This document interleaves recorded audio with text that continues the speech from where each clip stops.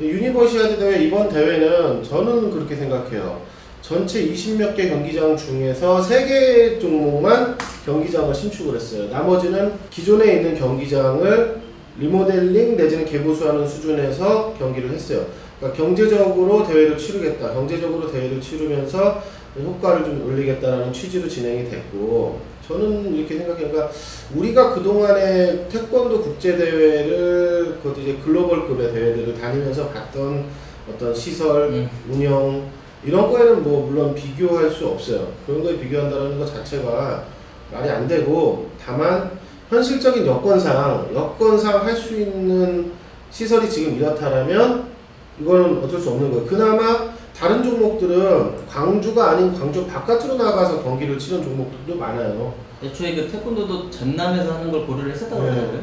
그런데 그래도 태권도니까 조선대학교 체육대학에서라도 할 수 있었던 거라고 저는 생각을 합니다. 그러니까 시설적인 측면에서의 이런 부분들은 예산이 이만큼 있는데 이 예산을 완전 잘못 써가지고 이런 걸 못했다라는 개념으로 접근하는 게 아니라, 광주 자체가 절반 이상을 줄여내면서 경제적인, 그러니까 실질적으로 나중에 시민들에게 세금부터도 돌아가지 않는 대회를 치르고, 그 와중에서 효과를, 그래서 시상대 같은 것도 인천 아시안게임 때 썼던 시상대 갖고 오고, 선수촌 침대도 막 빌려와가지고, 그러니까 대여를 해가지고 한 거예요. 시상대만 해가지고 해서 광주에서 절약한 돈이 약 8억 정도로 절약했어요. 물론 그 누리비 이념을 이제 그 메달 탄 선수들한테 이거 줬잖아요. 꽃을 원래 하기로 했다가, 꽃집 입장에서는 되게 서운할 수는 있겠지만 뭐가 더 효율적이고 효과적이냐를 판단한다면 사실상 그 꽃은 하루 지나면 시들어요. 하드웨어적인 측면에서의 부분들은 광주시 자체가 그걸 밝히고 시작했던 거기 때문에 그건 충분히 이해할 수 있는 부분이고, 이제 그러니까 나중에 이제 얘기할 부분들, 이 태권도 경기에 대한 운영 측면, 운영 측면은 분명히 한번 짚어볼 필요가 있습니다.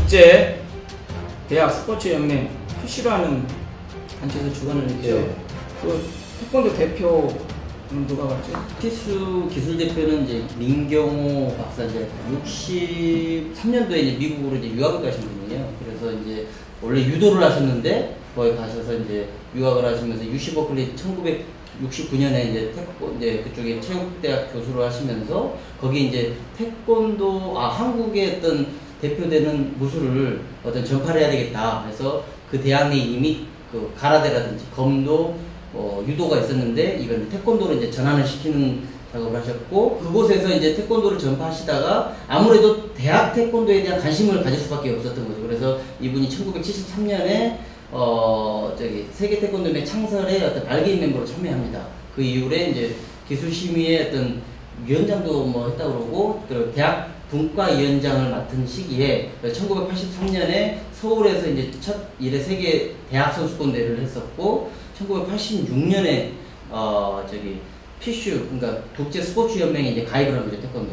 그러고 나서 UC 버클리에서 공식적인 1회 세계 대학 선수권 대회를 개최를 시작으로 해서 이제 그때 이제 기술 대표가 된 거예요. 그러니까 제가 이제 기존에 뭐 기술 대표가 뭔가 했는데, 지금까지 세계 대학 선수권 대회 그리고 유니버시아드 대회는 세계 태권도 연맹이 운영하는 게 아니고 그 해당 조직위원, 그러니까 세계 대학 선수권 대회는 피슈 국제 대학 스포츠 연맹에서 주최 주관을 하는 거예요. 그리고 그에 대한 부과된 거는 이제 뭐 세계 태권도 연맹이나 국가 로컬 단위에서 좀 뭐 서포트를 하는, 거기에 기술 그 대표를 30년을 예 하신 거죠. 장기 집권하셨나요? 네, 어느 한편으로. 근데 저도 이제 이번에 제가 이제 그 은퇴식 때문에 제가 이제 원래 실은 강주를 취재 갔는데, 양 기자 이야기한 것처럼 오랫동안 기득권을 가지고 장기 집권했다라고 생각을 이제 그런 인상을 가졌는데, 가서 이번에 취재를 하고 보고 그 피슈 회장을 이야기 보니까 그분 덕에 태권도가 2003년에 유니버시아드 대회에 어떤 선택 종목으로 들어갔고. First of all, 30 years of contribution to FISU, it's much more than me, so I was not there for the beginning of it. But I can tell you, I've never seen such an enthusiastic person. He worked and worked and worked and pushed all of us, which is great. which is great. And he convinced all the physio presidents from Nebbiolo to Kilian to Galien, and then Taekwondo will be full part of physio sports and number 4, and probably one day maybe number 1.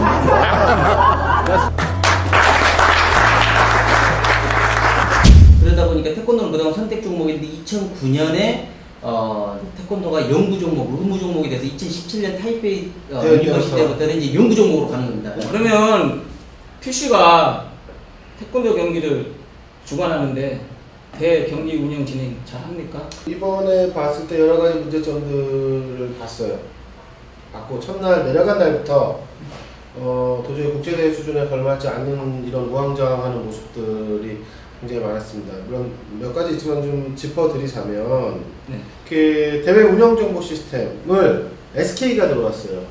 SK가 들어왔고 근데 이 SK가 태권도 하기 전에 이미 양궁이나 사격 쪽에서 조금 그 대회 정보 시스템 돌리는데 좀 문제가 있었던 것 같아요. 태권도도 이제 근데 경기를 품새 첫날 하는데 우리가 국내에서 그동안 태권도 경기를 운영하면서의 어떤 그 대회 정보, 대회 운영 시스템하고 많이 안 맞았던 거예요. 그러니까 뭐 잘했다 못했다, 그러니까 뭐 수준이 떨어진다, 뭐 어쨌다, 뭐 이걸 떠나서 중요한 건 뭐냐면 유니버시아드 대회 태권도 경기를 하는데 대회 정보 시스템에 대해서 한 번도 리허설을 해보지 않았다는 거예요. 그러니까 결국 대회를 시작해놓고 나서 하는 거죠. 그러니까 이제 이쪽 조직위원회 쪽에서는 그렇게 될 줄 알았지, 그렇게 할 줄 알았지, 그동안 그렇게 했는데 이런 반응인 거고, SK에서 하청을 받아가지고 온 MSL이라는 회사에서는, MSL은 이제 스페인에 있는 태권도 대회 정보, 대회 운영하는 이 회사인데, 아토스라는 회사에 이제 합병이 됐어요. 근데 일단 그 편의상 MSL이라고 부르고요. CCNC로부터 하청을 받은 MSL은 우리는 그런 계약 내용을 통보받지 못했다. 우리는 원래 우리가 하던 대회 운영 시스템이 있다. 이걸 갖고 계속 옥신각신 아주 시끄러웠어요. 윤흥석 의장이 뭐 나중에 돈을 지급 안 하겠다라는 얘기가 나올 정도로 굉장히 아주 격렬했고, 윤흥석 감독관이요? 네, 윤흥석 감독관이 그럴 정도로 시끄럽다는데, 여기서의 문제점은 뭐냐, 뭐 디테일한 거 다 떠나서 SK도 마찬가지고 MSL도 마찬가지고 태권도 조직위원회도 마찬가지고 피스도 WTF 감독관도 뭐 다 이 정도 수준의 멀티대회 태권도 경기를 하면서 리허설을 한 번도 해볼 생각을 할 줄 않았다라는 거. 네? 그래서 큰 문제라고 봐요. 그리고 좀 이제 국제 스포츠 연맹은 굉장히 거대한 조직인데 일단 단일 종목에 운영하는 TD, 뭐 민경호 박사님 뭐 이렇게 여러 가지 다른 부분 태권도 어떤 대학 내 그 단체에서 태권도가 발전하는데 크게 기여했지만 실질적 테크니컬 그런 부분에서는 아무래도 감이 떨어질 수밖에 없는 그렇죠. 거고, 기능이 떨어질 수밖에 없는 거고. 그 두 번째 부분에 대해서 얘기하려고 했던 게 바로 그런 부분들이에요. 또 하나 이제 세계 태권도 연맹의 TD로 온 안창섭 박사 역시도 이런 멀티대회 경험뿐만 아니라 많은 대회 경험이 부족했고, 또 한국에서 이제 대 조직위원회에서 이제 감독관이 지금 윤홍석 회장인가요? 대한태권도협회. 그러니까 총 4명이 TD 있죠. 그리고 저기 조직위 공무원 담당하는 담당관이 저 백수자 씨라고 광주시청 공무원이고. 여하튼 이 네 분이 우리 윤홍석 회장께서도 여러 많은 대회 어떤 경험이 있지만, 중국에 굉장히 민감한 대회 경험이 있지만 국제 대회 어떤 경험이 뭐 코리아푼이라든지 뭐 예전에 경기 세계 선수권대회는 있지만 아무래도 최신의 어떤 지금 선수들이 뛰는 대회의 어떤 흐름을 따라가기에는 조금은. 그래서 지금 대회 정보 전체로 돌리는 이 대회 운영, 대회 정보 시스템에 대해서 일단 짚어드렸고, 두 번째 뭐가 문제가 있었냐면 품새가 끝나는 대회 이틀차에 결국에 대표자회의가 있었어요. 그렇죠. 3시에 시작한 대표자회의가 6시 반에 끝났는데 6시 반도 끝난 게 아니라 일단 해산을 시켰다가 8시에 다시 대표자회의를 소집해서 10시 반까지 대표자회의를 했어요. 자, 이 핵심은 뭐냐면 대표자회의 하는 일반적인 대표자회의 앞에 설명하고 질문받고 대답하고 하는 거 1시간 정도 했어요. 보통 다 그렇게 해요. 그 다음에 대진표 추첨을 해요. 대진표 추첨을 하는데 요즘 세계대회는 다 랭킹들이 부여되기 때문에 기본적으로 시드들을 배정해요. 그렇죠. 그러면 이번 유니버시아드 대회는 25%까지 시드를 배정합니다. 각 체급별로.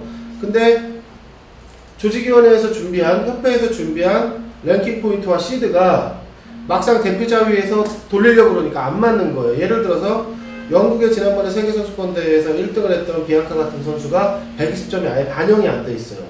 이런 선수들이 많아요. 그러니까 이러다 보니까 그 시드와 상관없는 국가협회, 국가단위 팀들조차도 우리 것도 확인해달라, 우리 것도 확인해달라, 우리 것도 반영이 안 됐다 이러면서 진행을 할 수가 없었어요. 결국 6시 반까지 일일이 팀들이 나와가지고 자기 선수들에 대한 최신의 어떤 그러니까 6월 기준으로 업데이트된 랭킹 포인트를 확인하고 그게 시드의 25% 안에 들어가는지 아니면 따져보고 이걸 다 한 다음에 8시에 다시 해가지고 10시 반에 끝났거든요. 여기서 문제점은 뭐냐면 이거는 일단 이쪽 조직위원회만의 문제라고 저는 보지 않아요. WTF 세계 태권도 연맹이 지금 GMS 시스템이라는 걸 하고 있어요. 누구냐면 지금 하스라파티 사무총장이 아마 했던 걸로 알고 있어요. 미국에서 헬머스타라는 곳에서 지금 랭킹을 지금 관리하고 있고요.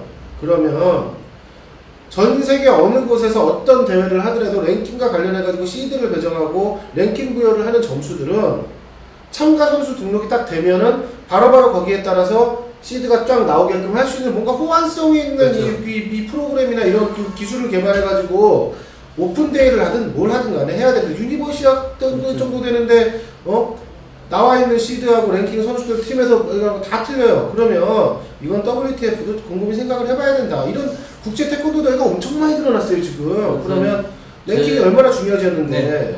제 생각에 아무튼 저도 의아하게 생각했던 게 WTF에서 누구도 나와 있지 않아요. 그렇죠. WTF의 TD는 팽이상 이 대학과 관련돼서 이제 안창섭 박사를 이제 TD로 한 걸 제외하고는 누구도 오지 않았어요. 이제 조정훈 총재, 양진방 그 사무국장이 그 서정강 비서실장으로 왔지만 다른 목적으로 오고 격려차 이제 방문한 것 외에 기술적인 거에 이런 부분 관여가 없었다는 것은 좀 아쉬워요. 왜? 이거는 오픈 대회가 아니거든요. 그렇죠. 오픈 대회가 아니기 때문에 이 멀티 게임이기 때문에 반드시 경기부에서 확인이 돼야 된다는 거죠. 그 세 번째 지적하고 싶은 건 뭐냐면 남자 단체전, 여자 단체전 경기를 합니다. 3인조 단체전을 하는데 3인조 단체전에 대한 룰을 정확하게 알고 있는 사람이 없다라는 거예요. 필수 입장은 뭐냐면 5분 1회전 동안 양측에서 3명이 나와가지고 1명씩 경기를 하는데 3번만 공방을 하면 자유롭게 바로 계속 교체하면서 경기할 수 있는 룰이다라고 얘기하고 있고 지금 대한태권도협회 감독관으로 파견된 윤흥석 그 감독관은 그렇게 되면 3인조 단체전의 의미가 떨어진다. 예를 들어서 헤비급 정도 되는 잘 뛰는 선수 하나 나와가지고 5분 4개 뛰게 하면 어떡할 거냐. 뭔가 룰이 있어야 된다. 그래서 우리가 지금 한국 실업태권도연맹에서 하는 3인조 지명전 방식을 제안했어요. 근데 이걸 이제 켄민 박사는 안창섭 그 러셀한 쪽에서 이제 거부한 거예요. 그래서 지금 저는 오늘 경기가 어떻게 치러지고 있는지 모르겠습니다. 다만 5분 1회전을 하는데 아까 말씀드린 대로 그냥 3명의 선수가 3번 공방하면 자유롭게 바꾸는 형식으로 경기가 될 것이다 라는 게 대부분의 의견이에요. 여기서 중요한 건 뭐냐, 이게 대부분의 의견이라는 거예요. 정확하게 정해진 게 없다라는 거죠. 그러니까 근데 사실 이런 건 대회 요강이 나가고 뭐 하고 하면서 각 팀에서 오는 선수단이 이미 정확히 알고 와야 돼요. 3인조 지명 단체전을 어떻게 한다, 룰이 어떻다, 응? 근데 근데 이게 제대로 안 되는 거죠. 그러니까 현장에서 우왕좌왕 하는 거예요. 현장에서. 그러니까 이런 부분들. 그리고 마지막으로 네 번째 짚고 싶은 게 뭐냐면 KPMP 양말에 관한 문제인데 조직위원회가 전자하고 PSS로 KPMP를 선택했어요. 자, 선택했으면 자, 어떻게 제품을 준비하고 양말을 어떻게 하고 하는 것들에 대한 공문을 다 받았을 거란 말이에요. KPMP 쪽에서는 조직위원회에다가 2015년도 5월 이후에 양산된 태그칩이 4개 들어간 양말을 사용한다라고 보낸 거예요. 근데 대표자회를 막상 하는데 왔는데 우왕좌왕 하는 거예요. 거기서 전자헤드 기어를 왜 안 쓰냐, 전자헤드 기어를 안 쓰는데 왜 태그칩이 4개 들어간 뒤꿈치까지 다 된 전자 양말을 써야 되냐, 막 이제 여러 가지 얘기가 나온 거예요. 왜 KPMP를 쓰냐라는 얘기가 나왔어요. 자, 근데 중요한 건 뭐냐면 그 자리에서 그러면 뭔가 결정을 내려줬어야 되는데 그 결정을 뭐라고 내렸냐면 그 RFID인가 뭐 이런 칩인데 그 칩이 2개 달린 거를 쓰든 4개 달린 걸 쓰든 알아서들 써라. 다 써도 좋다. 이렇게 나온 거예요. 여기 함정이 뭐냐면 칩이 4개 달린 양말하고 칩이 2개 달린 양말이요. 경기력에서 차이가 나요. 뒤꿈치가 들어가는 공격에서 발이 만약에 거기가 그 면적이 생기잖아요. 그러면 점수로 특히 이렇게 긁어차거나 이런 발차기에서 점수가 될 확률이 유불리가 분명히 있단 말이에요. 그런데 대표자회에서 2개짜리를 쓰든 4개짜리를 쓰든 편한 대로 하셔라라고 이렇게 나와버린 거야. 이거 자체가 잘못이에요. 아예 처음부터 4개짜리를 하기로 했으면 4개짜리를 사야 돼요. 대표팀이 와가지고. 한국 선수들은 다 준비를 했죠. 그것도 좀 이따 이제 말씀을 드릴 거예요. 그래가지고 결국 그렇게 돼버린 거예요. 이것도 잘못이죠. 사전에 공지되는 대로 해야죠. 4개짜리로 하기로 했으면 4개짜리로 하고 4개짜리로 하는 게 전자헤드 기어를 쓰지 않기 때문에 각 팀들에서 불만이 있다면 그러면 KPMP에다 요구를 해서 2개짜리 갖고 와라. KPMP는 그 2개짜리 이제 양산 방식이 더 이상 없대요. 없어도 만들어라고 요구를 해야죠, 자기들이. 뭐 하나의 통일된 룰을 갖고 가야 되는데 그게 없었어요. 그래서 대표자회를 하는데 결국에 2개짜리든 4개짜리든 니들 쓰고 싶은 거 써. 다 허용해줄게. 이렇게 돼버린 거예요. 자, 그런데 결국 3일차에 무슨 일이 생겼냐. 프랑스 선수하고 스페인 선수하고 경기를 해요. 프랑스 선수는 꽤 전적이 있는 선수예요. 스페인 선수는 에바 칼보 고메즈 동생이에요. 세계선수권대회에 나왔던 마르타 칼보 고메즈가 나왔어요. 여기 스페인하고 프랑스가 굉장히 경쟁과 자존심 싸움이 있는데요. 나름 이게. 근데 그 프랑스 여자 코치 이름 뭐죠? 그 작년에 그 여자 코치가 되게 유명해요. 잘하는 코치인데 이 코치가 겨루기 대회 3일차에 그 라이벌전 같은 경기를 하면서 경기 딱 시작 전에 와가지고 불만을 표시한 거예요. 우리 선수는 2개짜리인데 왜 쟤는 4개짜리야? 불공평해. 조치를 요구한 거죠. 그러니까 이쪽에서는 야 2개짜리 4개짜리 대표자회에서 다 쓰기로 했잖아. 왜 그래? 그랬더니 나 대표자회 안 갔어. 말도 안 되는 일들이 거기서 벌어져요. 결론이 어떻게 났냐? 애꿎은 KPMP 사람들 불러가지고 가서 4개짜리 양말 갖고 와서 갖다 줘라 빨리. 왜? 저 프랑스 코치가 꽤 영향력이 있다. 시끄럽기 싫다. 집행위원회잖아. 전에. 전에. 네. 그러니까 빨리 갖다 주라. 그러니까 룰도 없고 기준도 없고 원칙도 없고 그냥 그런 거예요. 만약에 대표자회에서라도 4개를 쓰든 2개를 쓰든 간에 너네들 하고 싶은 대로 하라고 했으면 그럼 거기서 프랑스가 와가지고 왜 2개짜리 우리는 안 돼, 4개짜리 불공평이라고 얘기하면 안 돼요. 왜? 대표자회에서 그걸 말했단 말이에요. 물론 그 전에 이걸 조정했어야 되겠지만 그러니까 이런 운영 자체, 근데 내가 이게 왜 이렇다라고 생각을 해보면 이 대회 자체가 주관이 필수란 말이에요. WTF에서 아까 말씀하셨잖아요. 러셀안이 나왔어요. 러셀안이 감독관으로 왔고 대한태권도협회 기술전문위원회 의장 윤웅석 의장이 감독관으로 가 있고 광주시청 공무원이 지금 담당을 하도록 하는데 아무도 통찰력 있고 세밀한 컨트롤을 하지 못하고 있어요. 태권도 경기가 어떻게 봐요? 진짜 어려운 것 같아. 그래서 아무튼 살짝 제가 좀 열을 냈는데 문제는 뭐냐면 우리가 이 대회 제가 아까 그래서 그랬잖아요. 광주시가 대회 예산을 대폭 줄이는 건 어쩔 수 없어요. 광주시 지자체의 결정이에요. 그럼 그 상황에 맞춰서 내실 있게 좀 그렇죠. 없는 형편에서라도 얼마든지 잘할 수 있어요. 예? 조선대학교 체육관 좀 그래요. 좀 작고 낡아 있어요. 하지만 그나마 광주 안에서 한 게 어디예요, 태권도? 예? 그러면 그 돌리는 것 자체는 운영하는 것 자체는 뭔가 조금 이게 돼야 되는데 그게 그러니까 너무 좀 미흡했다. 아까 이야기했던 것처럼 한국에서도 대회 운영에서만큼 전 세계에서 이거라고 자부했단 말이에요. 그 전까지. 근데 지금은 국제대회를 하면은 이 경우의 수가 너무 많이 나온 거. 아까 지금 이야기했던 것처럼 나는 대표전에 안 나갔는데 한국 같아서는 왜 안 나왔어? 근데 이게 안 되는 거야. 그래서 무슨 얘기가 나온 줄 아세요? 심판들 쪽에서 대표자에 안 나와가지고 지가 나와서 그것 때문에 말도 안 되는 거고 항의했다? 출격해! 뒤에 된다는 얘기가 나왔어.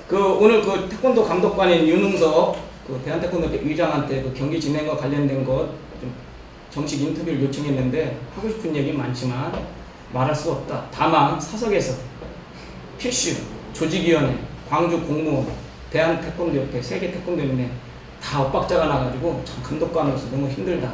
이건 진심인 것 같습니다. 그리고 또 한 가지는 조직위원회 산에 포함됐겠지만 대한태권도협회 기술전문위원회 의장, 부의장, 위원장들 거기 가서 뭐 했어요? 그늘에서 쉬고 특별히 한 일이 없던데 거기 우르르 왜 뭐 일당 받나요? 10만 원씩?